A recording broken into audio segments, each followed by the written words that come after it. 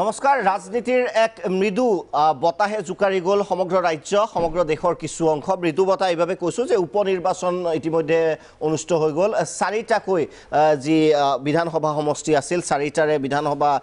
উপনিৰ্বাচন হৈ গ'ল আৰু আমি যদি চাওঁ চাৰিওটাৰ এক প্ৰকাৰৰ সোণাৰী ৰঙাপাৰা ৰাতাবাৰী আৰু জনিয়া ৰিজাল্ট যদিও এতিয়া ইভিএমত বন্ধি হৈছে কিন্তু প্ৰায় ধৰক কৈ দিব পৰা যায় যে সাধাৰণতে এই নিৰ্বাচনত কি হ'ব আৰু দুখন ৰাজ্যৰ নিৰ্বাচন মহাৰাষ্ট্ৰ দেৱেন্দ্ৰ ফডনৱিছৰ নেতৃত্বত যি বিজেপি চৰকাৰ শিৱসেনা যিটো এলায়েন্স আছিল চৰকাৰ হৈ গৈছে আৰু এক্সিট পোলে অৱশ্যে ভাল খবৰ কঢ়িয়াই আনিছে মহাৰাষ্ট্ৰত বিজেপিৰ বাবে হাৰিয়ানাতো আমি যদি চাওঁ মনোহৰ লাল খট্টৰৰ যি চৰকাৰ আছিল সেই চৰকাৰৰে পুনৰাবৃত্তি হোৱাৰ সম্ভাৱনা আছে অৱশ্যে এক্সিট পোলৰে ধাৰণা অৱশ্যে ৰিজাল্টৰ সময়ত গম পোৱা যাব আৰু অসমত যদি চাওঁ তিনিটা যি উপনিৰ্বাচন সংগঠিত অনুষ্ঠিত হৈছিল বিশেষকৈ সোণাৰী ৰঙাপাৰা ৰাতাবাৰী আৰু এই বিধায়কসকল যেহেতু এমপি হিচাপে নিৰ্বাচিত হৈছিল বিজেপিয়ে বিশেষ কোনো কংগ্ৰেছৰ বাধাৰ সন্মুখীন নহ'ব যেন অনুমান কৰা হৈছে আকৌ কৈছোঁ বা অনুমান কৰা হৈছে আৰু জনিয়াত যদি চাওঁ তেনেহ'লে বিজেপিয়ে যদিও কিছু প্ৰভাৱ পেলাব কিন্তু সাংঘাতিকভাৱে মূল প্ৰতিদ্বন্দ্বিতা কংগ্ৰেছ আৰু AIDFৰ মাজতে থাকিব কোনে মাৰিব সেই খাই অকণমান জটিলতা নিশ্চয় থাকিব গতিকে আজিৰ দিনটোৰ ৰাজ্যৰ যি ৰাজনৈতিক চাৰিখন আসনৰ যি ছবি সেই সম্পৰ্কে আপোনালোকক জনাম বিশ্লেষণ কৰিম আৰু দেশৰ যদি আমি চাওঁ দুটা বিধানসভাৰ বাবে যেহেতু নিৰ্বাচন অনুষ্ঠিত হৈছে মহাৰাষ্ট্ৰ যথেষ্ট গুৰুত্বপূৰ্ণ বিশেষকৈ শিৱসেনা আৰু বিজেপিৰ বাবে আৰু শিৱসেনাই এতিয়া থাৰ্ড জেনেৰেশ্যন যি শিৱসেনা কোৱা হৈছে উপ মুখ্যমন্ত্ৰীৰ বাবে তেওঁলোকে দাবীদাৰ বুলি কোৱা হৈছে এই সম্পৰ্কে আমি কথা পাতিম হাইদৰ হুছেইন ডাঙৰীয়া আছে বিশিষ্ট সাংবাদিক পংকজ বৰবৰা ডাঙৰীয়া সাধাৰণ সম্পাদক কংগ্ৰেছৰ জিতুমণি বৰা ডাঙৰীয়া জ্যেষ্ঠ সাংবাদিক আমিনুল ইছলাম ডাঙৰীয়া বিধায়ক AIDFৰ আৰু বিজেপিৰ মুখপাত্ৰ জয়ন্ত মল্ল বৰুৱা ডাঙৰীয়াও আমাৰ ষ্টুডিঅ'ত থাকিব আমি পোনপটীয়া সম্প্ৰচাৰো আপোনালোকক দেখুৱাম য'ত নিৰ্বাচন হৈছে হাইদৰ হুছেইন ডাঙৰীয়া আপোনাৰ পৰা আৰম্ভ কৰিম বিশেষ একো মানে সাংঘাতিক মানে পথ পৰিৱৰ্তন হোৱা যেন কোনেও অনুমান কৰা নাই যি বিশ্লেষকসকলেও মিডিয়াটো বিশেষ আলোচনা হোৱা নাই গতিকে আপুনি কি ভাবে এই চাৰিখন যদি আমি প্ৰথম উপনিৰ্বাচনৰ কথা কওঁ কিবা সাংঘাতিক উলট পালট হোৱাৰ সম্ভাৱনা আছে নেকি নে এইটো প্ৰেডিক্ট কৰিব পাৰে একো সম্ভাৱনা নাই হয় তিনিখন আসনত যি তিনিখন আসন বিজেপিৰ দখলত আছিল সেই তিনিখন আসন বিজেপি লাভ কৰাৰ সম্ভাৱনাই প্ৰবল হয় কংগ্ৰেছে প্ৰত্যাহ্বান জনাব পৰাৰ জোখাৰে কংগ্ৰেছৰ নেতৃত্বই সামৰ্থ্য প্ৰদৰ্শন কৰিব পৰা নাই তাতকৈও ডাঙৰ কথা যে বৰ্তমান ৰাজনীতিটো সংকুচিত হৈ আচলতে আপোনাৰ পলাৰাইজেশ্যনৰ ৰাজনীতি হৈছে আৰু এই যে এটকীয়া চাউল তাউল দি কোৰামিন এইটো এটা কোৰামিন আচলতে এই যে কোৰামিন মানুহে মৰাৰ আগতে ইনজেকশ্যন লয় গতিকে এনেকুৱা ক্ষেত্ৰত মানুহ এতিয়া সেই ধৰণে আছে আৰু এবছৰ ডেৰ বছৰ আছে নেক্সট ইলেকশ্যনলৈ চবেই স্বাভাৱিকতে আৰু তেওঁলোকৰ এটা এষ্টাব্লিছমেণ্ট আছে দলীয় আৰু হেৰি গতিকে মানুহে সামান্য উন্নয়ননো কি আৰু আজিকালি উন্নয়ন বুলি কওঁতেই নিজে অকণমান পইচা পোৱাৰ সুবিধা যিটো আৰু সেইটো পাব লাগে গতিকে সেইফালৰ পৰা মই ভাবোঁ এই তিনিওখন পাব আৰু জনিয়াটোৰ এটা সুদূৰ প্ৰসাৰী প্ৰভাৱ আছে সেইটো বিজেপিয়ে AIDFে পোৱাটো বিচাৰিছে AIDFে সেইকাৰণে বিজেপি এজন দুৰ্বল কেণ্ডিডেট দিছে তাত যদি মুজিবুৰ খানক কেণ্ডিডেট দিলেহেঁতেন তেতিয়া কিন্তু AIDFৰ কাৰণে টান হ'লহেঁতেন আৰু কিবা কাৰণত বিজেপি জিকি গ'লেও আপোনাৰ আচৰিত হ'বলগীয়া একো নাথাকিলহেঁতেন গতিকে বিজেপিয়ে এনে এগৰাকী কেণ্ডিডেট দিলে আৰু AIDFৰ প্ৰাৰ্থীগৰাকীৰ নিজস্ব ভাৱমূৰ্তি ভাল তেওঁ আগত MLA আছিল যোৱাবাৰ লোকসভাৰ প্ৰতিদ্বন্দ্বিতাটো তাত তেওঁ আচলতে যথেষ্ট সংখ্যক ভোট জনিয়া সমষ্টিত লাভ কৰিছে আৰু ইয়াৰ সুদূৰ প্ৰসাৰী প্ৰতিক্ৰিয়াটো মই এইকাৰণে কৈছোঁ যে ইতিমধ্যে আপোনাৰ যিবোৰ কংগ্ৰেছী বিধায়ক আৰু সাংসদে আৰু হুইজ বদৰুদ্দিন বুলি কোৱা তৰুণ গগৈয়ে আপোনাৰ বদৰুদ্দিনৰ নামেই নুশুনিছিল এতিয়া স্বাৰ্থত কলিয়াবৰত তেওঁৰ পুতেকৰ স্বাৰ্থত আৰু মুছলমান বিধায়কসকলে যে তেওঁলোক কংগ্ৰেছৰ বিধায়ক আছেই নহয় গতিকে তেওঁলোক আপোনাৰ যিহেতু বিধায়ক তেওঁলোকে নিজৰ আসনকেইখন পাব AIDFে প্ৰাৰ্থী নিদিব সেই অংকত তেওঁলোকে অকল নিজৰ কথা ভাবি বিজেপিয়ে কিয় বিচাৰিব এটা ইণ্টাৰেষ্টিং বিজেপিয়ে এইকাৰণে কাৰণ আপুনি মন কৰিলে ইকুৱেশ্যনটো কি সমগ্ৰ ভাৰতবৰ্ষতে আনকি হাৰিয়ানা আৰু মহাৰাষ্ট্ৰটো যি হাৰিয়ানা আৰু মহাৰাষ্ট্ৰত অৱধাৰিতভাৱে বিজেপি জিকিব হাৰিয়ানাত আপোনাৰ 70ৰ পৰা আউট অফ 90 70ৰ পৰা 80খন আসন বিজেপিয়ে লাভ কৰে সম্ভাৱনা আছে লাভ কৰাৰ সম্ভাৱনা আছে হাৰিয়ানা 278খন আসনৰ ভিতৰত আপোনাৰ 190ৰ পৰা প্ৰায় 200 আসন পোৱাৰ সম্ভাৱনা আছে মহাৰাষ্ট্ৰ শিৱসেনা আৰু বিজেপিয়ে তাৰপিছতো তাত আপোনাৰ তেওঁলোকে পাকিস্তান তেওঁলোকে মুছলমান ইত্যাদি ক'বলৈ আপোনাৰ বাদ দিয়া নাই গতিকে বিজেপিক এইকাৰণে ইউডিএফ লাগে যে কালি চাব যে 20 বছৰৰ ভিতৰত অসমত বাংলাদেশী মুখ্যমন্ত্ৰী হ'ব আপোনাৰ ইউডিএফ কংগ্ৰেছ মুছলমান পাকিস্তান এই শব্দকেইটাই এই শব্দবোৰ প্ৰয়োগেৰে মানুহক আৰু অধিক বলীয়া কৰাৰ যুক্তিক একাষৰীয়া কৰি ধৰ্মীয় মেৰু বিভাজনৰ আৱেগেৰে আকৌ উদ্বিভাজন কৰি তেওঁলোক ক্ষমতাত অধিষ্ঠিত হোৱাৰ পথ প্ৰশস্ত নিশ্চয় নিশ্চয় সম্ভাৱনা নিশ্চয় মই এইবাৰ আহিব বিচাৰিছোঁ পংকজ বৰবৰা ডাঙৰীয়া আপোনাৰ ওচৰলৈ ইছ্যু বহুত আছিল মই আকৌ কৈছোঁ যে ৰিজাল্ট ঘোষণা কৰা ডেফিনেটলি যিহেতু হোৱা নাই কিন্তু যদি আমি পূৰ্বানুমান চাওঁ অৱশ্যে ৰাজনৈতিক নেতাসকলক যেতিয়াই সোধা যায় যে পূৰ্বানুমান কি কয় যে সময়লৈ অপেক্ষা কৰক ঠিকে আছে সময়লৈ অপেক্ষা কৰিম কিন্তু আপোনাৰ পৰা জানিব বিচাৰিছোঁ ইছ্যু বহুত আছিল আনএমপ্লয়মেণ্টৰ প্ৰব্লেম পূৰা হাহাকাৰ এতিয়া ছাটাই অভিযান চলি আছে ইকনমি এক প্ৰকাৰৰ শেষ মই আকৌ কৈছোঁ কংগ্ৰেছে কোৱা নাই খুদ বিত্তমন্ত্ৰীৰ হাজবেণ্ডে অৰ্থাৎ স্বামী এগৰাকী ইকনমিষ্ট তেওঁৱেই যেতিয়া ক'ব যে অৰ্থনীতি ঠিক নাই হাজাৰটা ইছ্যু আছিল কংগ্ৰেছৰ বাবে কিন্তু যদি আমি মহাৰাষ্ট্ৰত যদি চাওঁ হাৰিয়ানাত যদি চাওঁ আমি মহাৰাষ্ট্ৰত কৃষকৰ আত্মহত্যাৰ প্ৰসংগ আছে হাৰিয়ানাত ল এণ্ড অৰ্ডাৰৰ প্ৰব্লেম আছে ক'তো কিন্তু কংগ্ৰেছে যিদৰে ৰাইজৰ মাজত ইছ্যুসমূহ লৈ যাব লাগিছিল কি যি কাৰণতে নহওক কিয় নিব পৰা নাই গতিকে আপুনি কি আশা দেখিছে এই উপনিৰ্বাচন আৰু দুই ৰাজ্যৰ নিৰ্বাচনক লৈ এই উপনিৰ্বাচনত প্ৰথমতে অসমৰে 4টা বিধানসভা সমষ্টিৰ উপনিৰ্বাচন 14 চনৰ লোকসভা নিৰ্বাচনত কংগ্ৰেছ দল পৰাজিত হোৱাৰ পিছত অসমত 16 চনতো আমি পৰাজিত হৈছোঁ 19 চনতো পৰাজিত হৈছোঁ পৰাজিত হোৱাৰ পিছত এই নিৰ্বাচনত দেখা গ'ল এই 4টা সমষ্টিত কংগ্ৰেছ কৰ্মীসকলে যথেষ্ট কষ্ট কৰিছে আৰু দলৰ নেতাসকলে মাজত মতভেদ আছে আৰু এই মতভেদৰ মাজতো সকলোৱে মিলি এই নিৰ্বাচনত আমি বিজেপি বা শাসনিষ্ঠ দলৰ বিৰুদ্ধে এঘৰে যুঁজিবলৈ প্ৰস্তুত হৈছোঁ আৰু যুঁজিছোঁ আৰু আমি আশা কৰিছোঁ এতিয়াও আশাবাদী আমি যে এই নিৰ্বাচনত যথেষ্ট ভাল ফল হ'ব কিন্তু যোৱা আৰু আন এটা কথা এইটো দলীয়ভাৱে কৈছোঁ আৰু মই ব্যক্তিগতভাৱে যদি এটা কথা ইয়াৰ লগত যোগ কৰিব বিচাৰিছোঁ 2019 চনৰ লোকসভা নিৰ্বাচনৰ আগতে দেশৰ বিশিষ্ট সাংবাদিক প্ৰণয় ৰয় ডাঙৰীয়া আৰু দুৰাব চুপাৰীৱালা ডাঙৰীয়াই দি ৱাৰ্ডিক নামৰ এখন কিতাপ প্ৰকাশ কৰিছিল সেই ৱাৰ্ডিক কিতাপখনত প্ৰণয় ৰয় ডাঙৰীয়াই 2002 চনৰ পৰা 2019 চনলৈকে যিমানবিলাক নিৰ্বাচন হৈছে সেই নিৰ্বাচনবিলাকত শাসনিষ্ঠ দলে যি দলে শাসনত থাকে 5 মাহৰ ভিতৰত যেতিয়া বিধানসভাৰ নিৰ্বাচন বা উপনিৰ্বাচনবিলাক অনুষ্ঠিত হয় কেন্দ্ৰীয় শাসন ব্যৱস্থা লোৱা সেই তাৰ 80% চিটতেই শাসনিষ্ঠ দলে জয়লাভ কৰিছে বুলি তেখেতে কৈছে তথাপিও এই ক্ষেত্ৰত মই এটা কথা কওঁ যে এইটো হ'লেও আপুনি যদি ঘূৰি চাওঁ ইতিহাস 1996 চনত অসম অগপ চৰকাৰ আছিল কংগ্ৰেছ তেতিয়া 96 চনৰ মাৰ্ঘেৰিটা সমষ্টিৰ কংগ্ৰেছ প্ৰাৰ্থী বিনু চেতিয়াক দুৰ্বৃত্ত হত্যা কৰাৰ পিছত যেতিয়া উপনিৰ্বাচন অনুষ্ঠিত হৈছিল তেতিয়া তৰুণ গগৈ ডাঙৰীয়াই অগপ চৰকাৰ থাকোঁতে সেই সমষ্টিৰ পৰা আমি জয়লাভ কৰিছিলোঁ 98 চনত তৰুণ গগৈ ডাঙৰীয়া যেতিয়া আকৌ সংসদলৈ নিৰ্বাচিত হৈ গ'ল তেতিয়া প্ৰদ্যুৎ বৰদলৈ ডাঙৰীয়া সেই উপনিৰ্বাচনত মাৰ্ঘেৰিটাৰ পৰা আমি জয়লাভ কৰিছোঁ ঠিক তেনেদৰে আপুনি যদি 85 চনত 84 চনৰ শেষৰ ফালে যেতিয়া ৰাজীৱ গান্ধী ডাঙৰীয়া দেশৰ প্ৰধানমন্ত্ৰী হ'ল তাৰ 3 বছৰ পিছতেই কিন্তু হাৰিয়ানা বিধানসভা নিৰ্বাচনত কংগ্ৰেছে সৰ্বশক্তিতে যুঁজাৰ পিছতো চৌধুৰী দেবিলালে হাৰিয়ানাত তেওঁৰ ভাৰতীয় লোক দলে চৰকাৰ গঠন কৰিছিল ঠিক সেইদৰে 2001 চনৰ নিৰ্বাচনত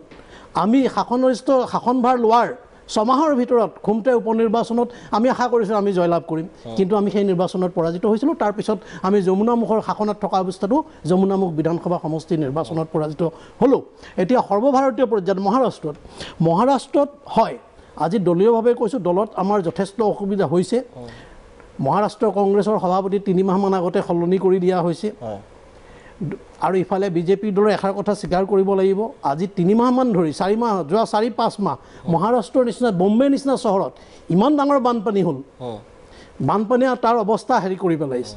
আজি দেশৰ অৰ্থনীতি আপুনি প্ৰথমতেই কৈছে দেশৰ আৰ্থিক অৱস্থা আজি অৰ্থনীতি একেবাৰে শেষ হৈ গৈছে আজি 45 বছৰত নিবনুৱা সমস্যা বাঢ়িছে আজি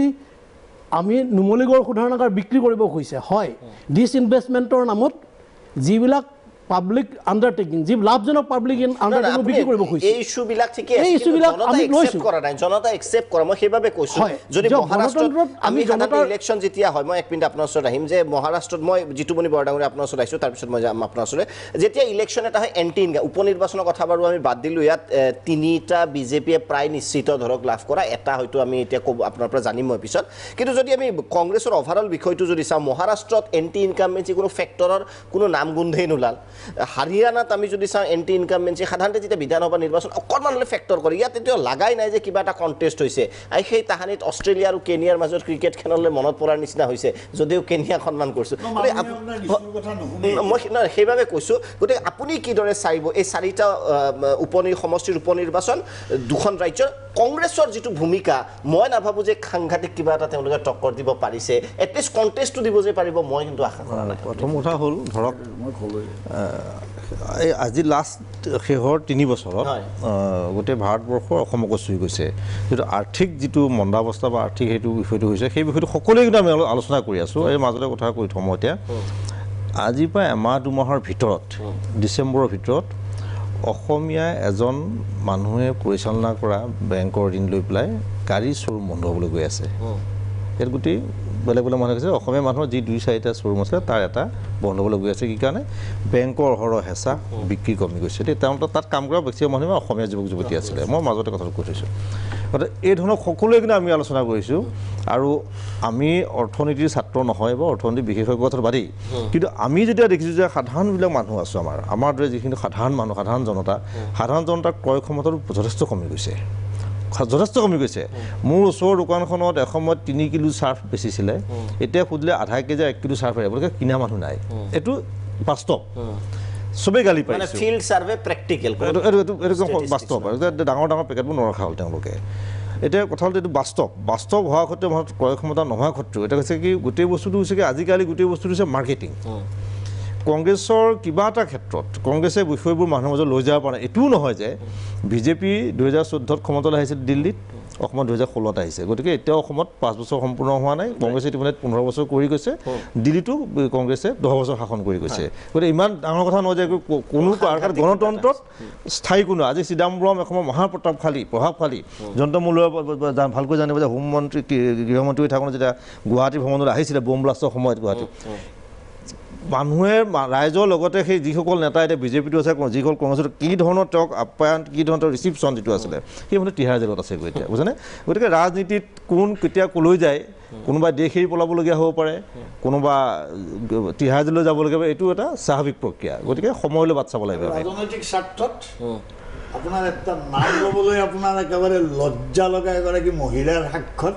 আচলতে চিদাম্বৰম জেলত থৈ চিদাম্বৰম হেৰিহে কৰিলে এই কি মুখাৰ্জী এজনী জানক ৰাজনীতি এনেকুৱা গতিকে কথা হৈছে গোটেই বিষয়বোৰ বিজেপিয়ে যি ধৰণে ৰাজ্যমল লৈ গৈছে এতিয়া হৈছে কি সঞ্জয় নিৰুপম আৰু মহাৰাষ্ট্ৰ বিজেপিৰ অধ্যক্ষক মাজত যিটো সংঘাত হৈছে তাত যে সেই সংঘাতটো আচলতে তেওঁলোকৰ গোটেই বস্তুটো বিকেন্দ্ৰীকৃত হৈছে কেন্দ্ৰীয় নেতৃত্বক মই কি কৈছোঁ যে ঠিক আছে আপুনি কোৱাটো হয় অৱশ্যে মূল কথাটো হৈছে কিন্তু সোনিয়া গান্ধী ৰাহুল গান্ধীৰ ওপৰতে বেছিভাগ নেতা কৰ্মী সন্তুষ্ট কিন্তু কথাটো তেওঁলোকে ক'ব নোৱাৰে নকৈ পেলাই কি কৈছে পংকজ বৰবৰাই ইয়াতে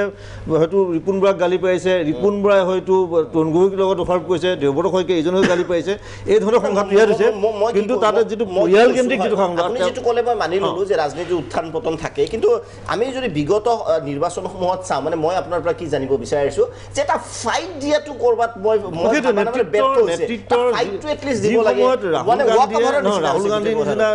আৰু আপুনি কৈছে যে পেকেট কমিছে মই আপোনাক অৱশ্যে এটা প্ৰেক্টিকেল উদাহৰণ দিওঁ ৰবিশংকৰ প্ৰসাদৰ যুক্তি মোৰ অৱশ্যে হাঁহি উঠিছে চিনেমা হলত টিকেট ৰত্নাকৰে ইমান হেৰি কৰিছে গতিকে আপুনি কেনেকৈ মানুহৰ সেইটো ইকনমিক চাৰ্ভে সেইটোও কৈছে কেৱল চিনেমা হলত বিক্ৰীটো ভাল বাকী সকলোতে মন্দাৱস্থা নহ'লে আজি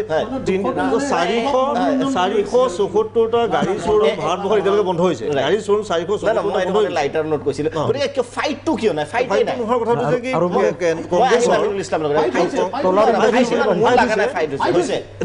ফাইট হৈছে ৰাজ্যিক পৰ্যায়ৰ নেতাসকলৰ ফাইট হৈছে কিন্তু এটা চাওক মহাৰাষ্ট্ৰ নিৰ্বাচনৰ ক্ষেত্ৰত চাওক কথাটো মহাৰাষ্ট্ৰ নিৰ্বাচনত প্ৰধানমন্ত্ৰীয়ে প্ৰচাৰ কৰিবলৈ যোৱাৰ আগতে তাৰ মন্ত্ৰীসভাই এটা প্ৰস্তাৱ গ্ৰহণ কৰিলে যে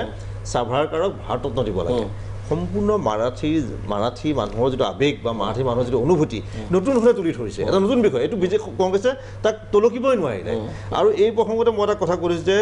যিটো 2020 যিটো সমাগত যিটো আমাৰ পশ্চিমবংগ নিৰ্বাচন আহি আছে তাত সৌৰভ গাংগুলী BCCI প্ৰেচিডেণ্টটো ডাঙৰ কথা নহয় তাৰ লগত সমান্তৰালত শ্যামা প্ৰসাদ মুখাৰ্জীৰ বিষয়টো আহিব তাত শ্যামা প্ৰসাদ মুখাৰ্জীক ভাৰতৰত্ন হওক বা সেই ধৰণৰ প্ৰসংগ লৈ পেলাই বিজেপি এটা বেলেগ ধৰণে তুলি ধৰি পেলাই যিটো বাঙালী জাতীয়তাবাদ বাঙালী মানুহখিনিৰ জাতীয়তাবাদ মমতা বেনাৰ্জীক মুছলিমৰ প্ৰতিনিধি হিচাপে মানে প্ৰতিষ্ঠা কৰিবলৈ গৈ পেলাই শ্যামা প্ৰসাদ মুখাৰ্জী সৌৰভ গাংগুলীক বেলেগ ধৰণে তুলি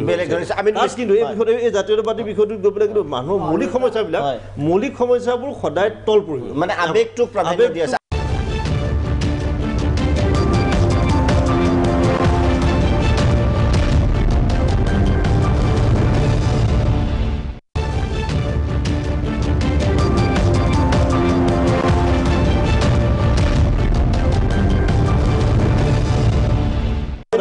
আপোনাৰ জনিয়া বাকীখিনি বিশেষ নাই জনিয়াত কিদৰে ফলাফল দেখুৱাইছে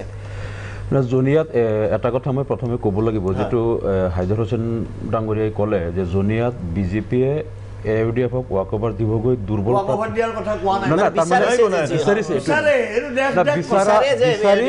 দুৰ্বল প্ৰাৰ্থী প্ৰক্ষেপ কৰা বুলি দুৰ্বল প্ৰাৰ্থী প্ৰক্ষেপ কৰা বুলি যেটো কৈছে এই কথাটোত মই একমত নহয় বিজেপিয়ে দুৰ্বল প্ৰাৰ্থী প্ৰক্ষেপ কৰা নাই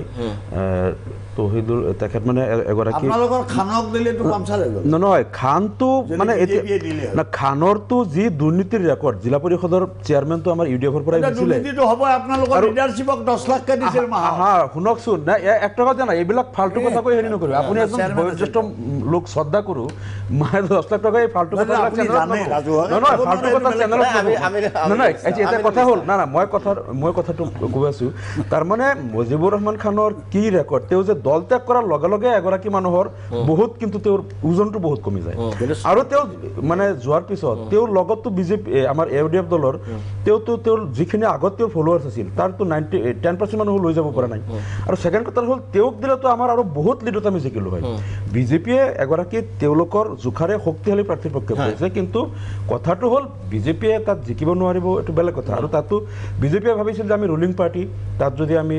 মানে আমি উন্নয়ন কৰিব পাৰিম এনেকুৱা এটা সপোন দেখুৱাই হয়তো ভোটটো আমি ল'ব পাৰিম কিন্তু কথা হ'ল ইয়াৰ কিছুদিন পূৰ্বে শপত খাইছিল বহুত শপত খাই কৈছিল কিন্তু ইয়াৰ কেইদিনমান পূৰ্বে ডক্টৰ হিমন্ত বিশ্ব শৰ্মা শিলাদিত্য দেৱ জয়ন্ত মল্ল বৰুৱা তেখেতসকলে যি বক্তব্য দিছিলে এই বক্তব্যবিলাকে মানে ৰাইজে আৰু বুজিবলৈ বাকী নাই সেই হিমন্ত বিশ্ব শৰ্মাই যেতিয়া এতিয়া গৈ পেলাই কয় যে এই NRCত কিছু মানুহৰ বাৰ্থ চাৰ্টিফিকেটত অলপ নামৰ ভুল বা কিবা কাৰণে বহুত জেনুইন মানুহৰ নাম NRCৰ পৰা বাদ পৰিছে আমি বিজেপি আছো এতিয়া এই খুৰত কেৱল ভোটৰ কাৰণে কৈ আছে কিন্তু কেইদিনমান আগতে কি মন্তব্য দিছিলে যে NRCটো হেৰি কৰিব নতুন ৰাষ্ট্ৰীয় NRC কৰিব এইটো নামেই হ'ল নেশ্যনেল জনিয়াত চান্সেছ কেনেকুৱা মানে গতিকে জনিয়াত আমি এবাৰ যথেষ্ট ভাল আমি খবৰ পাই আছো আৰু AUDF এইটো পুনৰুদ্ধাৰ কৰিব পাৰিম বুলি আমি আশাবাদী আৰু তাৰ লগে লগে মই ৰাষ্ট্ৰীয় প্ৰেক্ষাপটত যিটো কথা আহিছে তাত এটা মই বাক্য সংযোজন কৰিব বিচাৰিছো মানে ইছ্যুৰ যিটো কথা আহিছে আমি এতিয়া এটা দেখা পাইছো বিজেপি চৰকাৰ অহাৰ পিছত নৰেন্দ্ৰ মোদী ডাঙৰীয়া ইছ্যুবিলাক মানুহৰ মানে গৌণ কৰি পেলাইছে সমস্যাৰ ইছ্যুবিলাক যে এইবিলাক মানে মূল্যহীন কৰি পেলাইছে এতিয়া মানুহে উন্নয়ন কি হ'ল নহ'ল দেশৰ আৰ্থিক অৱস্থা কি হ'ল ডেভেলপমেণ্ট কি লাগে এইবিলাকতকৈ মানুহৰ মনত এটা মাইণ্ডছেট তৈয়াৰ কৰিবলৈ মানে সক্ষম হৈছে যে মানে এই মোদীয়ে পাকিস্তানক দুৰ্বল কৰিছে পাকিস্তান ভিকাৰী কৰিলে মানে চাবিচিয়ান এই বেলুচিস্তানক বোলে স্বাধীন কৰিব এটা সময়ত মোদীয়ে মানে এইটো ভাল মানে বাংলাদেশক বোলে চট্টগ্ৰামটোক স্বাধীন কৰিব কৈছে আমাৰ লাগিলে মানে এতিয়া ইছ্যু হ'ল পাকিস্তানৰ বৰবাদী মানে এইবিলাক আৰু আমি যে ক'ত গৈ আছো সেইটো মানে নিশ্চয় পাকিস্তান কেৱল পাকিস্তানেই নেকি আপোনালোকৰ মূল মন্ত্ৰ যদি আমি দেখিছো যে তিনিখনতো খুব ভাল হ'ব বিৰোধী দলবিলাকে নিজেই পৰাজয় স্বীকাৰ কৰি লৈছে আৰু আমিনো কি ক'ম চবেই ইয়াতে বহি থকা চবেই স্বীকাৰ কৰি লৈছে যে পৰাজয় অৱশ্যম্ভাৱী তেওঁলোকৰ পৰাজয় এইটো স্বীকাৰ কৰি লৈছে গতিকে এতিয়া কথা হ'ল কি আটাইতকৈ ডাঙৰ কথা হ'ল যেতিয়া জনতাৰ ৰায় মানুহে ভোট দিয়ে বিচাৰ বিবেচনাৰে বিবেক বুদ্ধিৰে ভোট দিয়ে সেই ভোটক যদি মানুহে এনেকৈ উপলুঙা কৰি ৰাজনৈতিক দলে কথা কয় তাতকৈ আৰু লজ্জাজনক ঘটনা নাই কিয় উপলুঙা কৰিব তেওঁলোকে কিয় ভোট দিছে তেওঁলোকে নজনাকৈ ভোট দিছে নেকি তেওঁলোকে জানে আৰু আমাৰ দলে আমাৰ নেতৃত্বই সেই কথাখিনি জনাবলৈ সক্ষম হৈছে যে কিহৰ কাৰণে ভোট দিব লাগে এতিয়া আপুনি সেইটো কিছু বুলি ভাবিছে বা নাভাবিছে এইটো আপোনাৰ কথা আমি যিটো কিছু বুলি ভাবিছোঁ, যিটো অসম ভাৰতবৰ্ষৰ ৰাইজে আঁকোৱালি লৈছে, অসমৰ ৰাইজে আঁকোৱালি লৈছে, যিটো ইছ্যুক আমি এষ্টাব্লিছ কৰিব পাৰিছোঁ, তেওঁলোকে নোৱাৰে এতিয়া কয় যে সেইটো কিয় ইছ্যু। সাধাৰণ মানুহে যিটোক এষ্টাব্লিছ কৰিলে ধৰি ল'লে তাক আপুনি উপলুঙা কৰিব নেকি? কি ভাৰতবৰ্ষই মানে পাকিস্তানৰ এই ধৰণৰ সাম্ৰাজ্যবাদী আমাৰ পিঅ'কেৰ কথা ক'লে কি বেয়া কথা হ'ব নেকি? আমাৰ অধিকাৰ, আমাৰ কথা, আমাৰ মাটি, সেই কথাষাৰ আমি ল'বৰ কাৰণে কোৱা কথাটো কিবা ভুল হ'ল নেকি? তেতিয়াহ'লে আমি পিঅ'কেটো আমাৰ এতিয়া পিঅ'কে বুলি আমি এৰি দি ইমান দিন এৰি দি কাৰোবাক তৈলমৰ্দন কৰি থাকিম আৰু তাৰ বিপক্ষে আমি থিয় দিলে সেইটো ইছ্যুৰে আমি জিকা বুলি ক'ব কি? আমাৰ বাকী উন্নয়নৰ কামবিলাকৰ কোনো হিচাপ নাই নেকি? হিচাপ চব মানুহে কৰিছে, হিচাপ চব কৰিছে, কিন্তু তেখেতসকলে এই হিচাপৰ কথাবিলাক ক'ব নোখোজে, এই কথাবিলাক ক'ব নোখোজে। গতিকে তেওঁলোকে কয় যে পিঅ'কেৰ কথা কৈ পেলাই তেওঁলোকে পাকিস্তানক ধমকি দি ভোট লৈ আছে। এইটো নহয়। তেওঁলোকে কি কৰিছিল এই কথাবিলাক তেওঁলোকে কওকতো, কিবা কৰিছিল নেকি ক'ব পাৰিব নেকি? ক'ব নোৱাৰে। আজি তেওঁলোকৰ নিজৰ মাজতে খোৱা কামৰা দলটোৰ কোনো মানে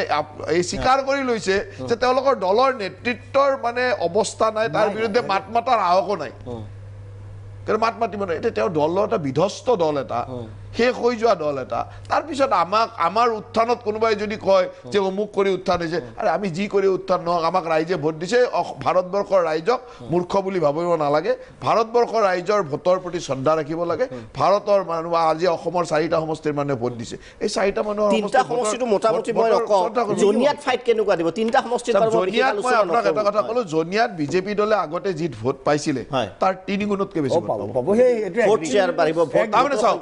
আমি আগতে যি ভোট পাইছিলো তাতকৈ 3 গুণ 4 গুণ হ'ব, মানে 4 গুণ হ'ব, 3 গুণ হ'ব।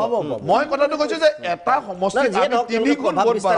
4 গুণ ভোট পাম, তাতকে আপোনাৰ আমাৰ জনিয়াৰ নিচিনা সমষ্টিত বিজেপিয়ে সপোনতো হয়তো ভাবিবই নোৱাৰে। গতিকে মোৰ কথাটো হ'ল কি আমি আগতে যি পাইছিলো তাৰ 3 গুণ 4 গুণ ভোট পাম। গতিকে 15,000 পৰা 20,000 ভোটৰ ভিতৰত 20,000।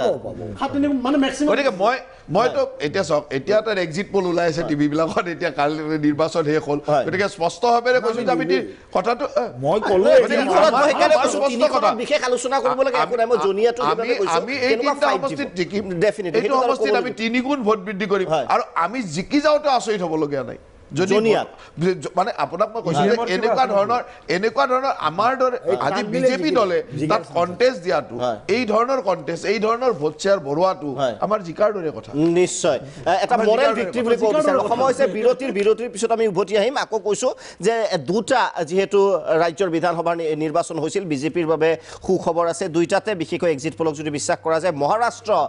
আমি যদি চাওঁ আৰু হাৰিয়ানাত কোনো এণ্টি ইনকামবেঞ্চি ফেক্টৰ দেখিবলৈ পোৱা নগ'ল আৰু পুনৰবাৰ ৰিপিট হ'ব পাৰে চৰকাৰৰ। ইছ্যু কি আছিল, মেজিক কি আছিল, সেই সম্পৰ্কেও পাতিম বিৰতিৰ পিছত।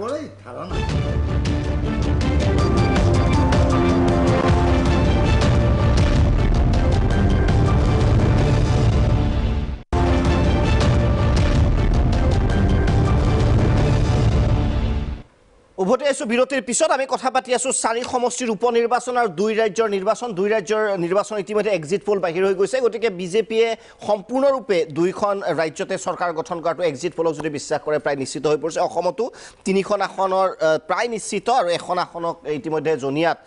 ভাল এটা প্ৰতিদ্বন্দ্বিতা আগবঢ়াব বুলি সকলোৱে কৈছে। বিজেপিৰ মুখপাত্ৰগৰাকীও এইটো বিষয়ে মানি লৈছে যে ভাল প্ৰতিদ্বন্দ্বিতা আগবঢ়াব। অৱশ্যে জয় হ'লেও আচৰিত হ'বলগীয়া একো নাই। মই হাইদৰ হুছেইন ডাঙৰীয়া আপোনাৰ ওচৰত আহিব বিচাৰিছোঁ। যদি 2খন ৰাজ্যৰ আমি যদি অকণমান যদি আমি পৰ্যালোচনা কৰোঁ, আমি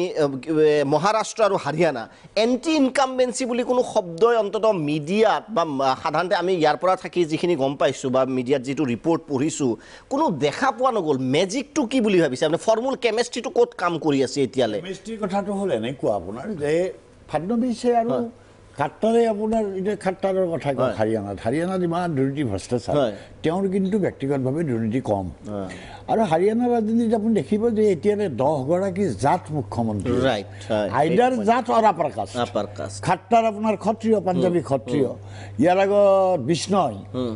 ভজনলাল এবাৰ হৈছিলে। কিন্তু হাৰিয়ানাৰ ৰাজনীতিত আৰু এটা ডাঙৰ কথা আছে, আপুনি এই কথাটোহে মানিবলগীয়া বা আচৰিত হ'বলগীয়া যে 77ত যেতিয়া গোটেই উত্তৰ ভাৰতৰ 7খন ৰাজ্যত আপোনাৰ কংগ্ৰেছ শূন্য হ'ল লোকসভা নিৰ্বাচন, 77 লোকসভা নিৰ্বাচনত তা পৰৱৰ্তী কালত দেখা গ'ল যে কংগ্ৰেছী মুখ্যমন্ত্ৰীগৰাকী সকলো কংগ্ৰেছী বিধায়কক লৈ ভজন লালে আপোনাৰ জনতা পাৰ্টি দিয়ে গ'ল আৰু দুৰ্ভাগ্যজনকভাৱে পিছত আশীত যেতিয়া আকৌ কংগ্ৰেছ ঘূৰি আহিল ইন্দিৰা গান্ধী তেওঁ আকৌ গোটেই সোপাকে লৈ কংগ্ৰেছলৈ গতিকে হাৰিয়ানাত সেই সদ্যহতে হাৰিয়ানাত এক প্ৰকাৰ আপোনাৰ দীৰ্ঘদিনীয়া জাত ৰাজনীতিৰ ভিতৰত ভূপিন্দৰৰ শেষৰ 5 বছৰৰ শাসনকালত মানুহ যথেষ্ট বিতষ্ট হৈছিল আৰু খাট্টাৰ তুলনামূলকভাৱে আপোনাৰ উত্তৰ প্ৰদেশৰ বিজেপিৰ যেনেকুৱা কিছু উগ্ৰ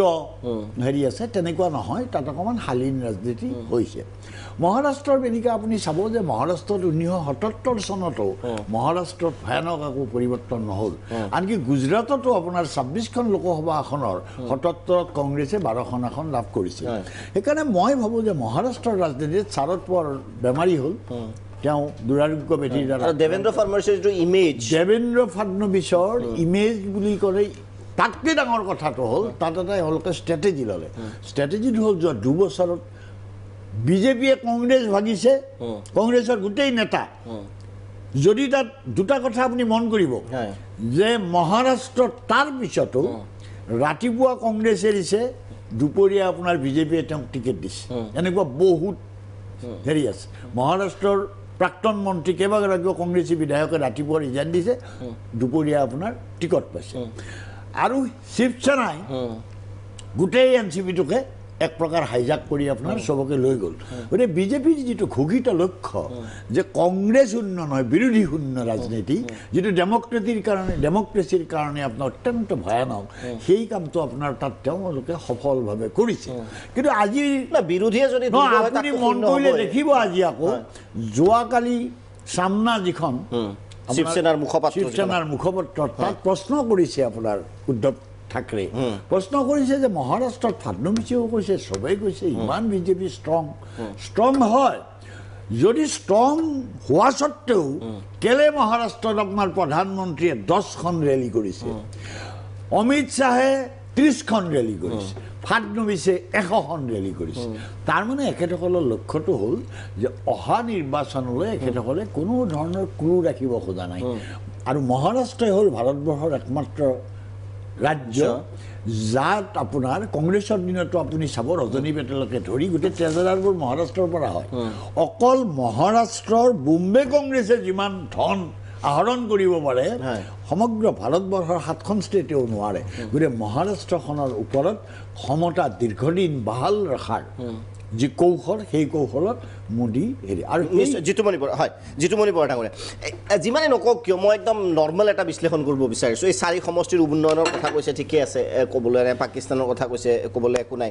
এই মহাৰাষ্ট্ৰত এখেতে ক'লে 2গৰাকী মহাৰাষ্ট্ৰৰ মুখ্যমন্ত্ৰী আৰু মহাৰাষ্ট্ৰতো ব্ৰাহ্মীণ মুখ্যমন্ত্ৰী প্ৰক্ষেপ কৰিছিল চাগে প্ৰথমবাৰৰ বাবে দেৱেন্দ্ৰ ফাডনবিছ এজন ব্ৰাহ্মীণ আছে আৰু যিটো নৰ্মেল ইকুৱেশ্যনৰ পৰা নাগপুৰীয়া ব্ৰাহ্মীণ আৰু নৰ্মেল যিটো ইকুৱেশ্যন আছিল তাতকৈ আগত গুচি গৈছিল বিজেপি যথেষ্ট কণ্ট্ৰভাৰ্চি হৈছিল সেইটো মই এটা আপোনাৰ পৰা জানিব বিচাৰিছোঁ ultimately and of the day যিহেতু কংগ্ৰেছৰ ভাল নেতৃত্ব নাই এতিয়া আপুনি এই 4 সমষ্টিৰ উপ নিৰ্বাচনতে হওক যেতিয়া ভোট খোজে জয়ন্ত মল্ল বড়ো ডাঙৰীয়াসকলে তেওঁলোকৰ হেৰিও মই দেখিছোঁ কেম্পেইনিং দেখিছোঁ ফেচবুকতো দেখিছোঁ জয়ন্ত মল্ল বড়ো ডাঙৰ যিহেতু আছে মই কৈছোঁ ভোট কিন্তু আল্টিমেটলি অৱশ্যে ভাল কথা তেওঁলোকৰ লিডাৰ আছে মোদীৰ নামত পৰি আছে মানে পদুম ফুলটো মানুহে দেখিছে নাই মই নাজানো তাত কিন্তু নৰেন্দ্ৰ মোদীৰ চেহেৰাটো কিন্তু দেখিছে গতিকে মই কি কৈছোঁ যে যিটো মোদী ফেক্টৰ যিটো ষ্ট্ৰংনেছ সেইটো এতিয়াও আছে বুলি আমি মানিব লাগিব তাৰ বিৰোধী বিফলত মানে অপজিট ছাইডত যদি আমি কোনো তেনেকুৱা ফেচ নাই গতিকে নিৰ্বাচন উপ নিৰ্বাচনেই হওক বা ৰাজ্যৰ বিধানসভা নিৰ্বাচনে হওক বিজেপিৰ বাবে ওৱান এণ্ড অনলি যিটো ৱেপন তাৰ বাহিৰে তেওঁলোকৰ বিশেষ চেহেৰা নাই নৰেন্দ্ৰ মোদী আপুনি এই কথাটো এই কথাটো এই ধৰণৰ নৰেন্দ্ৰ মোদীক কেন্দ্ৰ কৰি ভাৰতবৰ্ষৰ 90% সংবাদ মাধ্যম ব্যস্ত আজি তাৰিখত আজি এখন নৰেন্দ্ৰ মোদী যিকোনো এজন মানুহ হ'ব পাৰে সেইজন যদি শাৰদ পাৱাৰো হ'লহেঁতেন বা ৰবিশংকৰ প্ৰসাদো হ'লহেঁতেন বা ৰাজনাথ সিঙো হ'লহেঁতেন সেই ধৰণৰ যিটো মাৰ্কেটিং ষ্ট্ৰেটেজি তাৰমানে এটা যিকোনো এটা প্ৰডাক্ট যিকোনো এটা উৎপাদিত সামগ্ৰী আমি বজাৰলৈ যেতিয়া লৈ যাম বজাৰলৈ নিয়াৰ আগতে আমি যে বজাৰখন আমাৰ কাৰণে খালী হৈ থকা নাই আমি বজাৰখন প্ৰতিযোগিতামূলক বজাৰ এই প্ৰতিযোগিতামূলক বজাৰত আমাৰ যিটো উৎপাদিত সামগ্ৰী আমাৰ যিটো প্ৰডাক্ট সেইটো টিচিবৰ কাৰণে গ্ৰাহকক আকৰ্ষণ কৰিবৰ কাৰণে আমি কি কৰিব লাগিব তাৰ মাৰ্কেটিং কৰিব লাগিব আজি তাৰিখতো চাৰ্ফটো চলি আছে কি কাৰণে সময়ে সময়ত কি সলনি কৰি আছে তাৰ আজি বাতৰি কাকতৰ বিজ্ঞাপন চাব টিভিত চাব এভৰি মিনিট বিজ্ঞাপন ওলাই আছে তাৰ লগত বহুত বস্তু আপুনি চাওক এসময়ত অমৃত বজাৰ পত্ৰিকা বন্ধ হৈ গ'ল আনন্দ বজাৰ পত্ৰিকা টেলিগ্ৰাফ চলি আছে তাৰমানে কি সময়ৰ লগত যাব পৰাকৈ আজিৰ তাৰিখত কংগ্ৰেছে এই ধৰণে নিজৰ নেতৃত্ব যিকোনো এজন নেতা ৰাহুল গান্ধীকো তেওঁলোকে প্ৰজেক্ট কৰিব পৰা নাই তেওঁৰ দেউতাক ককা দেউতাক সন্ত্ৰাসবাদী বুলি মৃত্যু হৈছে তেওঁ আজু ককাক জৱাহৰলাল নেহৰুৱে ৩০০০ দিনৰ অধিক কাৰাবাস খাটিছিলে স্বাধীনতা আন্দোলনত তেওঁলোকক ভাৰত বিৰোধী হিচাপে প্ৰজেক্ট কৰি দিয়া হৈছে তাৰ বিৰুদ্ধে কংগ্ৰেছে কোনো প্ৰত্যুত্তৰ দিব পৰা নাই আমি কংগ্ৰেছ বিজেপিৰ কাৰণে জয়ন্ত মল্ল বৰুৱাই জানে এখেতেও জানে আমি কংগ্ৰেছক আমি একদম নিৰপেক্ষ দৃষ্টিৰে চাইছোঁ মানে যিটো ৰাজনৈতিক বিশ্লেষণ তাত আপুনি চাব তেওঁলোকে কৰিব পৰা নাই ৰাহুল গান্ধীকো সেই ধৰণে এজন নেতা হিচাপে প্ৰজেক্ট কৰিব পৰাকৈ ৰাহুল গান্ধীৰ ভাষণ কি দিছে নিজে বেলেগ কথা কিন্তু আজিৰ তাৰিখত আপুনি চাওক কালি বা পৰহি ৰাষ্ট্ৰীয় যিবোৰ নিউজ চেনেল আছে নিউজ চেনেলত কি কৰা হৈছে যে ভাৰত পাকিস্তানৰ যিটো সামৰিক আক্ৰমণ হৈছে সেইটো সাংঘাতিক ধৰণে গোটেই ২৪ ঘণ্টা প্ৰচাৰ কৰি থকা হৈছে এই প্ৰচাৰটো একাংশ টিভি চেনেলে হয়তো বিজেপিয়ে বিচাৰিছে নিবিচাৰে নাজানো যে এইটো বিজেপিৰ বীৰত্ব সেনাৰ বীৰত্বটো বিজেপিৰ বীৰত্ব হিচাপে প্ৰকাশ কৰা হৈছে মানুহৰ মাজত যে এইটো যেন বিজেপি থকাৰ কাৰণে সামৰিক বাহিনীয়ে পাইছে অথচ আমাৰ ভাৰতীয় সেনাই যুগ যুগ ধৰি পেলাই বীৰত্বৰে সীমান্ত যুদ্ধ কৰি আহিছে এসময়ত পাকিস্তান দুভাগ কৰি পেলাই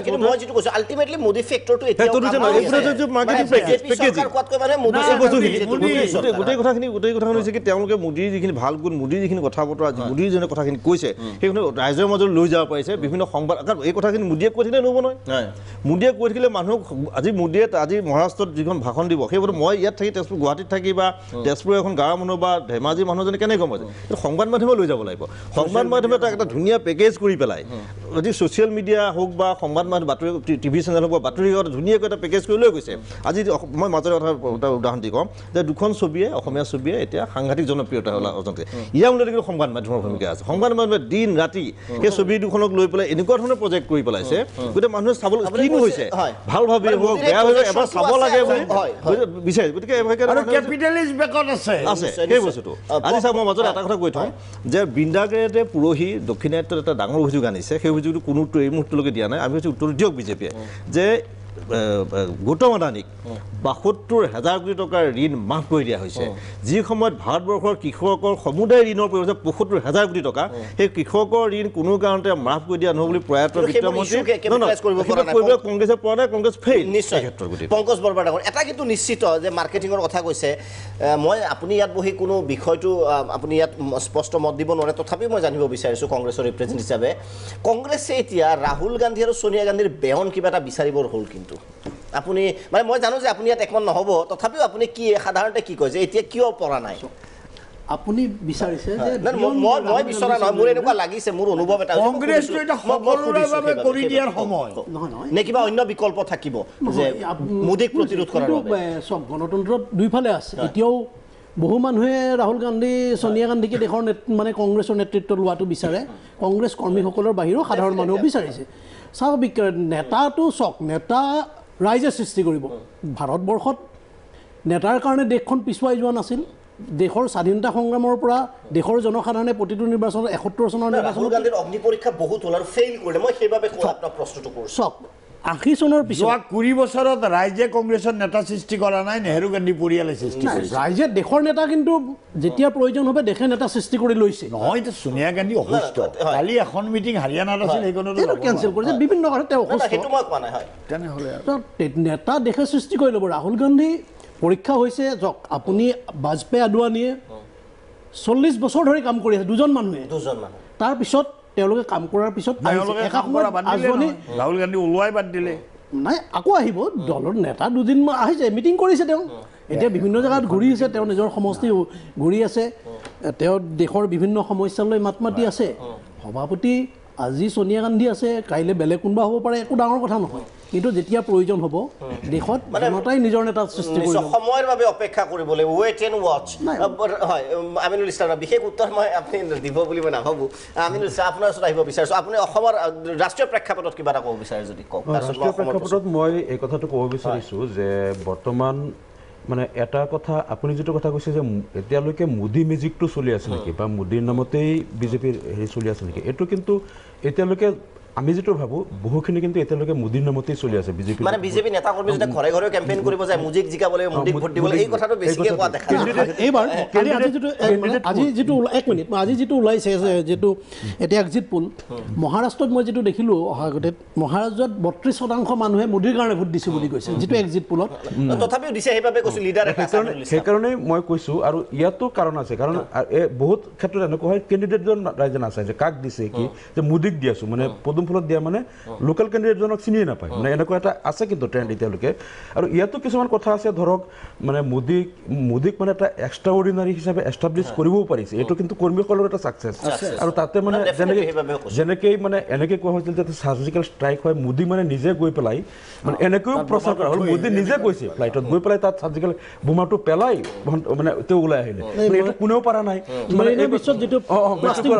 তাৰপিছতে আকৌ মানে এই যে ৰাডাৰ থিয়ৰী যিটো মোদীয়ে দিলে মানে এইটো কোনো প্ৰাইম মিনিষ্টাৰে ইমান এইটো দিব পৰা নাই যে ডাৱৰে মানে এই ৰাডাৰৰ হেৰিটো ধৰা নপৰে ডাৱৰ থাকিলে আকৌ যেতিয়া ইণ্টাৰনেট আৱিষ্কাৰেই হোৱা নাই তাৰ 8 বছৰ আগত তেওঁ ফেচবুক চলাই মানে এনেকুৱা প্ৰাইম মিনিষ্টাৰ এটা ইণ্টাৰেষ্টিং আৰু প্ৰশ্ন কৰিছোঁ অসমত এআই ডিৰ ভৱিষ্যতটো কি হ'ব এনেকৈ ওলমি থাকিব কেইটামান না সেইটো মই কৈ আছোঁ গতিকে এই কথাবিলাকে আচলতে এইটো এটা চিন্তনীয় বিষয় যিটো আপুনি ভাল কাম কৰিছে এই কথাবিলাকে মানে মোদীক অলপ এক্সট্ৰা অৰ্ডিনাৰী হিচাপে প্ৰতিষ্ঠা কৰাৰ কাৰণে এতিয়ালৈকে ধৰোঁতে আছে আপুনি কোৱা মতে সেইটো মই আহি আছোঁ এই ৰাষ্ট্ৰীয় হেৰিটো শেষ কৰি তাৰপিছত কিন্তু এটা কথা যদিও কোৱা হৈছে যে বিভিন্ন ইণ্ডাষ্ট্ৰী ফেক্টৰীবিলাক বন্ধ হৈ আছে হেৰি আছে কিন্তু এটা তলাৰ ফেক্টৰী কিন্তু ভাল চলি আছে তলা যিটো তলা বনোৱা কাৰণ বিভিন্ন ইণ্ডাষ্ট্ৰীত যে তলাবিলাক লাগি আছে গতিকে এইটো ফেক্টৰীটো উন্নতি হৈছে মানে কাৰণ এইটো বেলেগ ফেক্টৰী যে লাগি আছে গতিকে তলাটো প্ৰডাকশ্যন বেছি হৈ আছে মানে এইটো বেলেগ আৰু এটা চিনেমা হলত যে টিকেট বাঢ়িছে এইটো কিন্তু এটা সিগনিফিকেণ্ট কথা চিনেমা হলত টিকেট কিয় যেতিয়া মানুহ হতাশ হয় মানে কৰ্মহীন হয় তেতিয়া চিনেমা চায় আৰু মদৰ দোকানৰ বৃদ্ধিটো তেতিয়া মদত তেতিয়া এইটো বৃদ্ধি পাব এইটো সিগনিফিকেণ্ট কিন্তু চবতকৈ ডাঙৰ কথাটো হ'ল এতিয়া আমি শংকিত হৈ আছোঁ এইকাৰণে হিটলাৰে এটা কথা কৈছিল যে মানুহক এনেকেই শোষণ কৰা যে মানুহ যাতে এনেকুৱা ভিকাৰী হৈ যায় যে তেওঁলোকে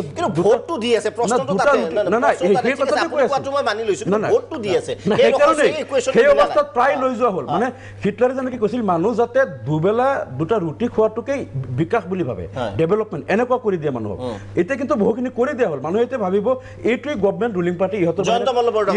বেলেগৰ হাতত পইচা নাই বেলেগৰ হাতত পইচা নাই কথাটো এইটোৱে যে এখন চৰকাৰে যিকোনো এখন চৰকাৰৰ গোটেই কামটো নিৰ্ভৰ কৰে নেতাজনৰ ওপৰত আজি মোদী ডাঙৰীয়া প্ৰধানমন্ত্ৰী হোৱাৰ কাৰণে চৰকাৰখনৰ যিবিলাক আঁচনি হৈছে আপুনি যিমান এজন MLA বা এজন MP নিজে যিটো ভাবে সেইটো সদায় কৰিব নোৱাৰে কিন্তু এজন নেতাই যিটো ভাবে যে নেতাজনে যিটো কৰিব সেইটো এটা ফেক্টৰী কাৰণ নেতাজন ভাল হ'ব লাগিব যিকোনো দলৰ যেতিয়া নেতাটো মানে গুৰিয়াল নোহোৱা হৈ যায় তেতিয়া তাৰ কোনো কাম নাই কথাটো হ'ল যে মোদী ডাঙৰীয়াৰ ওপৰত ভাৰতবৰ্ষৰ জনসাধাৰণৰ ইমানখিনি বিশ্বাস জন্মাব পাৰিছে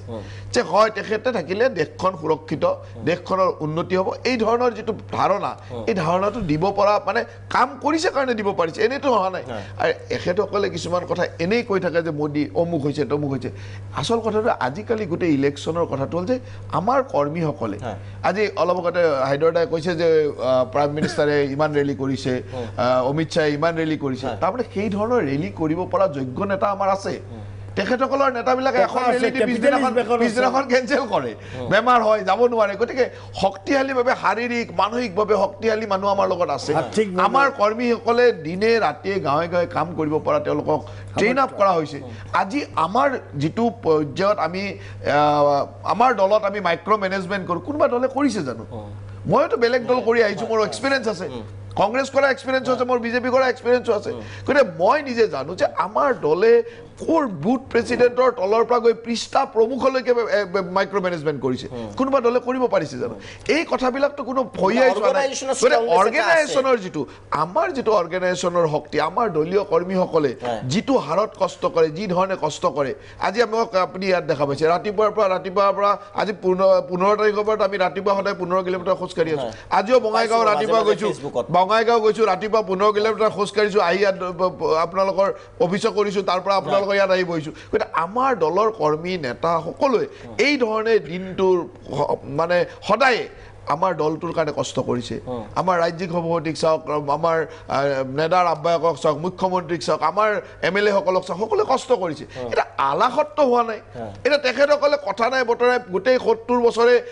ভাৰতবৰ্ষখনক কি দিলে ভাৰতৰ ৰাইজে দেখিলে এতিয়া আকৌ অদ্ভুত কথা কিছুমান কয় ঘৰত বহি থাকিলে মানুহ আহিব প্ৰজেকচন কৰা হৈছে কেৱল সেইটো আপুনি মানি নলয় কেৱল প্ৰজেকচনৰ জৰিয়তে কাম কৰাৰ কাৰণে প্ৰজেকচন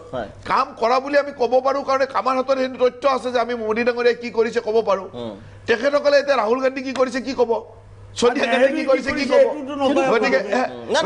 ক'ব পৰা যিটো ব্যৱস্থা নেহৰুৰ কথা তেওঁলোকে কিয় ক'ব আপোনাৰ দল পলিটিক্স গতিকে ক'ব পৰা কথা গান্ধীৰ কথা কৈছে নাথুৰামৰ কথাও কৈছে গতিকে কথাত ক'বলৈ তেওঁলোকৰ যেতিয়া নাই কাম একো কৰা নাই ৰাইজে কিয় ভোট কাম কৰিছে বাবে প্ৰজেকশ্যন কৰিছে মই বিৰতিৰ পিছত উভতি আহিম নিশ্চয় যে গণতন্ত্ৰৰ এই গোটেই বিষয়টো আচলতে এনেকুৱা ৰাইজে যেতিয়ালৈ ভোট দি থাকিব ৰাইজৰ যেতিয়া সমৰ্থন থাকিব তেতিয়া আৰু কোনো তাত কেমেষ্ট্ৰি কোনো ফিজিক্সে কাম নকৰে ল অফ গ্ৰেভিটি একোৱে কাম নকৰে গতিকে কিহৰ বাবে এই প্ৰতিৰোধ হৈছে সেয়াও জানিম বিৰতিৰ পিছত আমি উভতি আহিম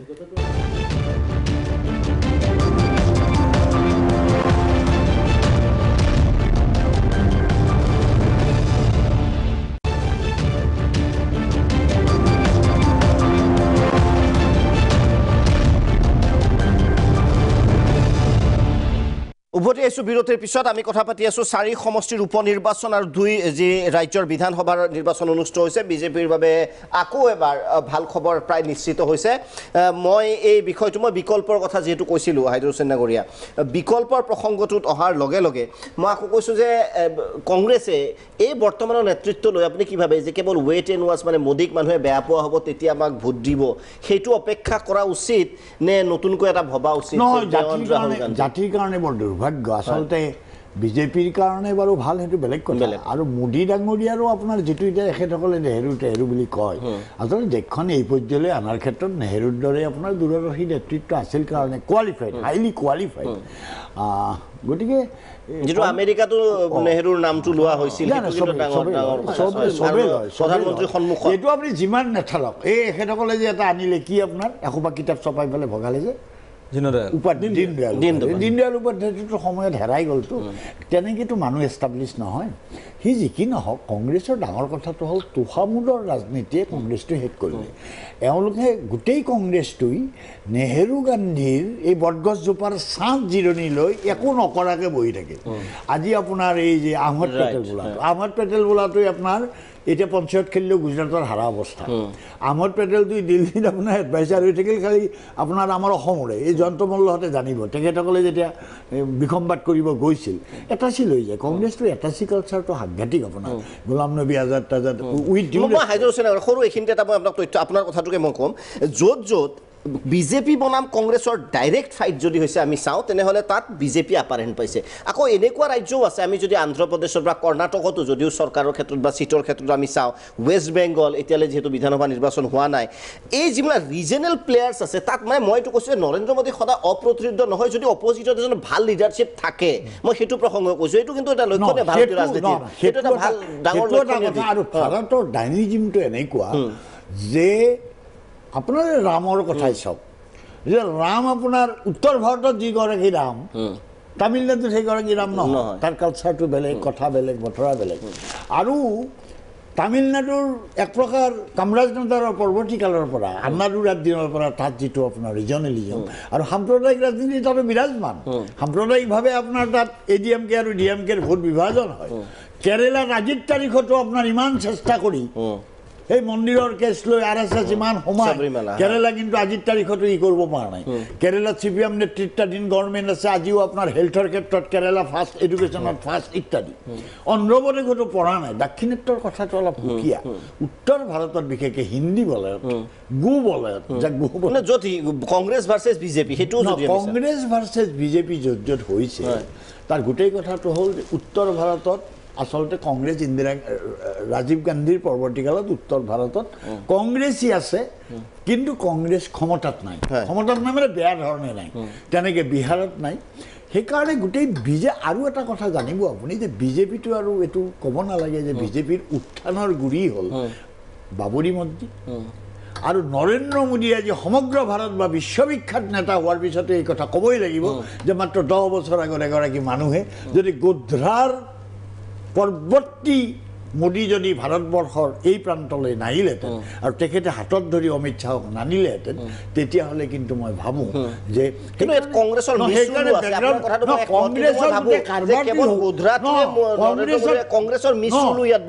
কংগ্ৰেছৰ ডাঙৰ প্ৰব্লেমটো হ'ল যে এওঁলোকে মই ক'লোৱে যে নেহেৰু গান্ধী পৰিয়ালৰ সাত জিৰণি লৈ লৈ এওঁলোক নাকাম্মা হৈছে আজি কংগ্ৰেছৰ ভৱিষ্যত আৰু এটা অশনি সংকেত আহিছে আজি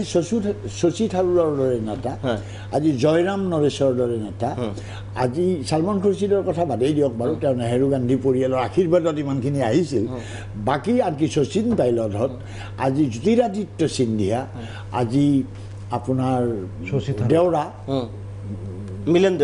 দেওৰা বা জিতেন্দ্ৰ প্ৰসাদ এই যিবোৰ তৰুণ প্ৰতিভা ওলাই আহিছিল ৰাহুল গান্ধী কিবা কাৰণত নিষ্প্ৰভ হ'ব বুলি আপোনাৰ তেওঁলোকক লাইমলাইটত আহিবই নিদিয়ে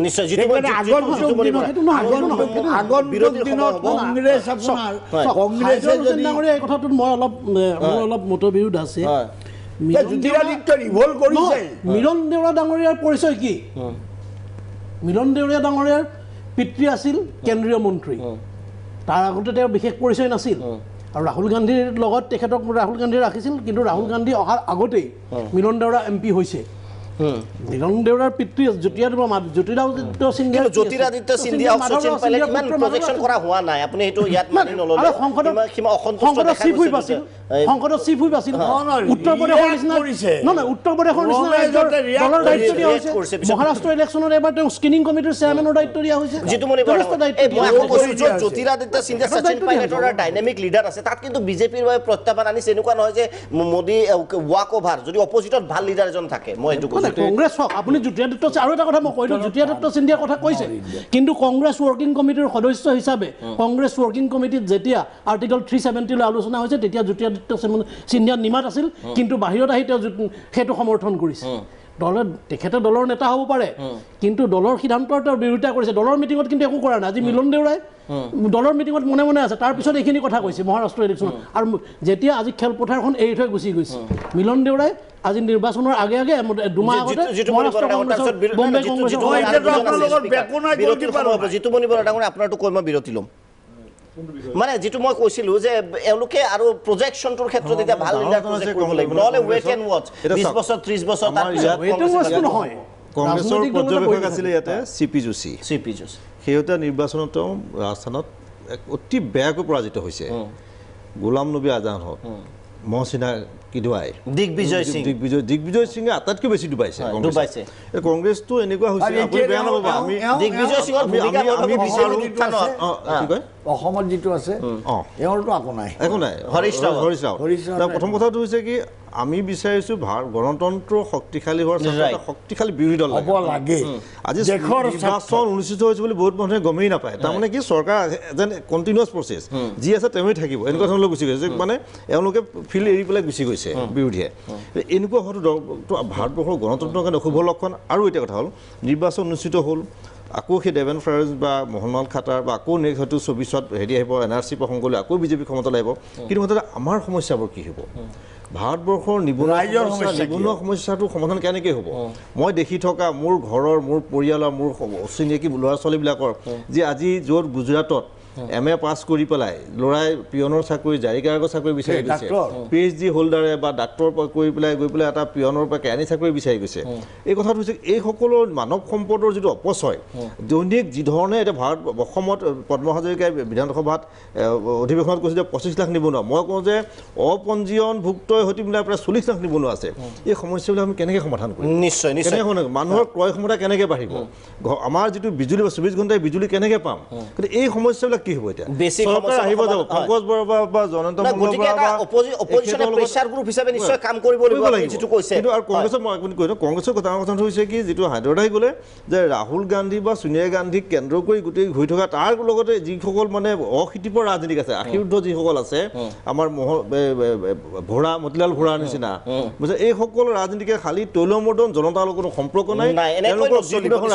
ৰাজনীতিৰ উত্থান পতন জিকা হাৰাটো একো ডাঙৰ কথা নহয় মই আপোনালোকক কওঁ যদি আমি তৰুণ গগৈৰ পাৰফৰ্মেঞ্চ চাওঁ 2031 চনলৈকে মনত ৰাখিব এইটো 2031 চনলৈকো যদি ইয়াত বিজেপি চৰকাৰ থাকে তেনেহ'লে বিশেষ আচৰিত যে কিবা কৰিশ্মা আছে ক'বলৈ একো নাই কাৰণ সেইটো হিচাপত তৰুণ গগৈ সেই 15 বছৰ আছিল গতিকে বিজেপি আৰম্ভহে কৰিছে কিন্তু আমি বিচাৰোঁ যে এটা বিৰোধী শক্তি প্ৰয়োজনীয় এইভাৱে কাৰণ যেতিয়া গণতন্ত্ৰ জীয়াই থাকে ৰাইজৰ সুবিধাসমূহ ৰাইজৰ প্ৰশ্নসমূহ যাতে উত্থাপন হয় আকৌ কৈছোঁ 2031 চনতো যদি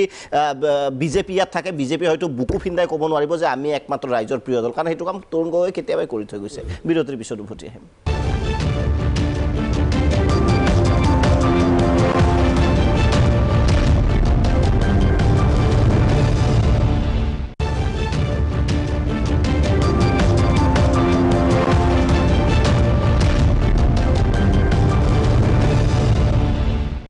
বিৰতিৰ পিছত জয়ন্ত মল্ল বড়ো ডাঙৰীয়া আপোনাৰ ওচৰত আহিব বিচাৰিছোঁ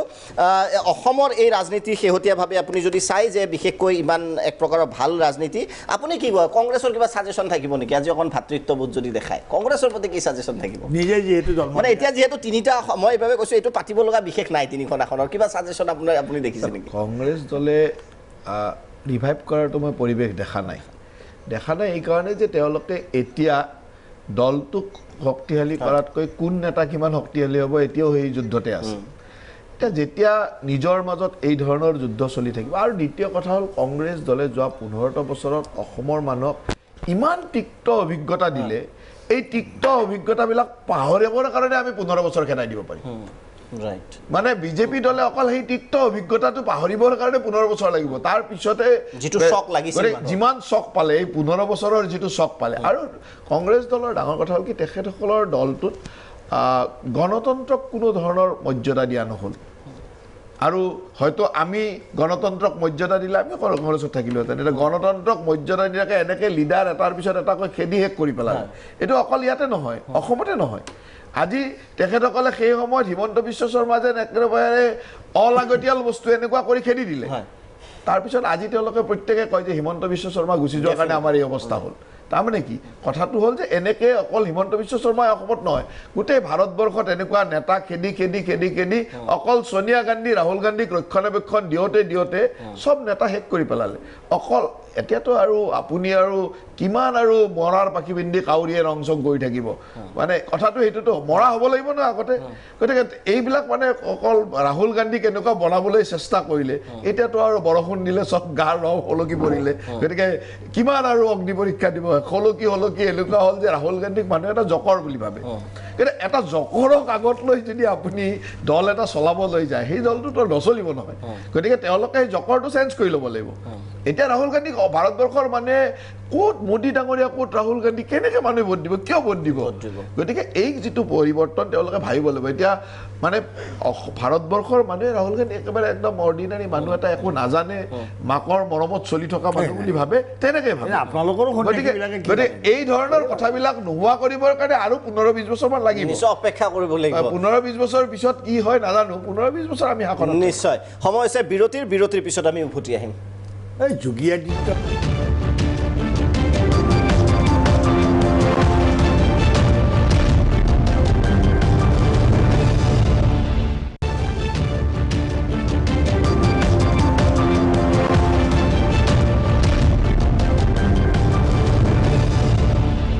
উভতি আহিছোঁ শেষ অংশলৈ আটাইৰে শেষ মন্তব্য ল'ম আমিনুল ইছলাম ডাঙৰীয়া আপোনাৰ পৰা আৰম্ভ কৰিছোঁ অসমৰ ৰাজনীতিৰ ভৱিষ্যতে কি দেখিছে AIUDF সদায় এটা নিৰ্দিষ্ট সমষ্টিত থাকিব নে কিবা এটা ইয়াতকৈও আগবাঢ়িব AIUDFৰ ৰাজনীতি না AIUDFটো আমি আচলতে ধৰ্মনিৰপেক্ষ এটা ৰাজনৈতিক ধাৰা প্ৰতিষ্ঠা কৰাৰ পক্ষপাতী আৰু এই ক্ষেত্ৰত আজি যিটো আলোচনা হৈ আছে যে সৰ্বভাৰতীয় পৰ্যায়তো যেনেকৈ কংগ্ৰেছক বিকল্প বুলি ভাবা হৈছিল যে বিজেপি আচলতে হিন্দু মুছলিম মন্দিৰ মছজিদ এইবিলাক বহুতে ভাল নোপোৱাসকলেও ভাবিছিল যে কংগ্ৰেছৰ নেতৃত্বত এটা ধৰ্মনিৰপেক্ষ শক্তি সৰ্বভাৰতত উত্থান হওক কিন্তু ইয়াত আমি এটা কথা আমি মন কৰিছোঁ আজি কংগ্ৰেছৰ ইয়াত আমাৰ প্ৰতিনিধি আছে তেওঁলোকে এটা কথা স্বীকাৰ কৰিব লাগিব কংগ্ৰেছৰ যেন এটা নিৰ্দিষ্ট আদৰ্শ নাই আজি বিজেপিও যেনেকৈ কৈছে হিন্দু সংকটত হিন্দুক ৰক্ষা কৰিব লাগে মোদীয়ে মানে পাকিস্তানৰ পৰা ভাৰতক ৰক্ষা কৰিব আমি AIUDF হিন্দুৰ আকৌ মৃতদেহ মৰ্গত পৰিও আছে পৰি আছে না কিন্তু তেওঁলোকে মাৰ্কেটিং কৰোঁতে কমন পিপুলক মানে ঘৰে ঘৰে গৈ তেওঁলোকে যিটো মাৰ্কেটিং কৰিছে যে হিন্দু সংকটত মোটামুটি এটা কনভিনচিং এটা আদৰ্শ আমি AUDF যেনেকৈ কৈছোঁ আমাৰ যে কেইটামান কমিউনিটি যে এনেকৈ ডিভোট আছে মানে সমস্যাবিলাক যে আমি এইকাৰণে ফাইট কৰি আছোঁ মানে এনেকৈ অন্য চব দলৰ AGP এটা এনেকুৱা আদৰ্শ লৈছিল কংগ্ৰেছে যেন এনেকুৱা সিহঁতৰ নিৰ্দিষ্ট কোনো আদৰ্শ নাই মানে এনেকুৱা হ'ল যে খালি কেনেকৈ পাৱাৰত আহিব লাগে এই কথা মই এইটো এটা ছাজেশ্যন না এইটো মই এটা ছাজেশ্যন দিব বিচাৰিছোঁ আচলতে তেওঁলোকে কংগ্ৰেছৰ আদৰ্শটো হ'ব লাগিছিল যে ভাৰতৰ গণতন্ত্ৰ সংকটত ধৰ্ম নিৰপেক্ষতা সংকটত মানে মাইক্ৰ' মেনেজমেণ্ট যিটো জয়ন্ত মল্ল বৰুৱা কৈছে কংগ্ৰেছে কিন্তু মাইক্ৰ' মেনেজমেণ্ট কৰি এই আদৰ্শটো লৈ যাব লাগিছিল ঘৰে ঘৰে যে গণতন্ত্ৰ সংকটত ধৰ্ম নিৰপেক্ষ সংকটত যদি আমাক হেৰি কৰে আমিও ভাবিছোঁ আমিও সেইবিলাক বিজেপিয়ে কিছুমান সুবিধা লোৱাৰ কাৰণে কংগ্ৰেছ দায়ী তৰুণ গগৈ এটা সময়ত কৈছিলে অসমত এজনো বিদেশী নাই এজন যদি সাংবাদিকতা যে এজন যদি বিদেশী উলিয়াই দিব পাৰে মই ৰাজনীতি ত্যাগ কৰিম সেই কথাবিলাকৰ প্ৰতিফলন ঘটিছে আৰু এতিয়া মই বিচাৰিম যে কেব আনিব বিচাৰিছে কেব অনাৰ আগে আগে আমাৰ সাংবাদিক ৰক্ষা কৱচৰ কথাটো বিশেষভাৱে প্ৰচাৰ চলোৱা হৈছে এই মুহূৰ্তত এই কথাবিলাক কিন্তু মই জয়ন্ত মল্ল বৰুৱা বা শাসক দলৰ প্ৰতি এটা অনুৰোধ থাকিব যে অসমৰ ভূমিপুত্ৰ খিলঞ্জীয়াৰ অধিকাৰ প্ৰথম অগ্ৰাধিকাৰ তেখেতসকলৰ ৰাজনৈতিক ভৱিষ্যত অসমৰ খিলঞ্জীয়াৰ নতুন প্ৰজন্ম যাতে ৰাস্তাত নিজৰ অধিকাৰ বিচাৰি সংগ্ৰাম কৰাৰ লগতে আমি বেলেগৰ তলত গৈ পেলাই আজি আপুনি মন কৰিব GS ৰোডৰ প্ৰকাণ্ড মলবিলাক অসমৰ ইয়াৰ জনজাতীয় মানুহৰ আছিলে মাটিবিলাক সেই মাটিৰ মালিকৰ নাতি নাতিনীয়েকবিলাকে সেই মাৰোৱাৰী বা সেই হিন্দী বলয়ৰ ব্যৱসায়ী চকীদাৰ চাকৰি কৰিছে চাহ দিবলগীয়া হৈছে অত্যন্ত শাসক দলৰ প্ৰতি অনুৰোধ থাকিব যে আমাৰ মানুহে স্বাভিমান নিজৰ অধিকাৰ লৈ পেলাই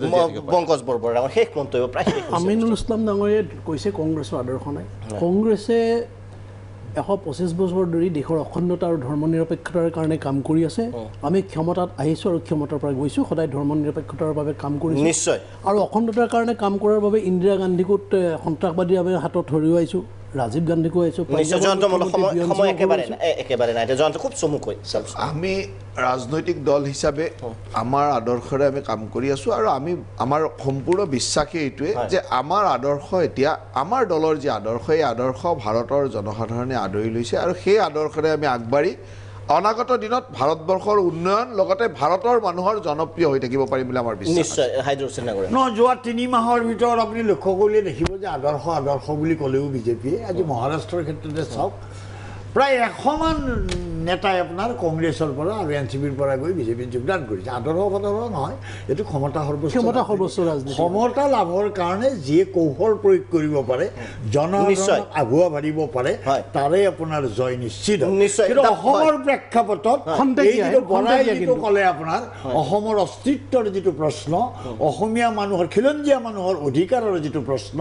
সেই প্ৰশ্নৰ ক্ষেত্ৰত মই ভাবোঁ যে আগন্তুক দিনৰ অসমত কিন্তু এটা নতুন নিশ্চয়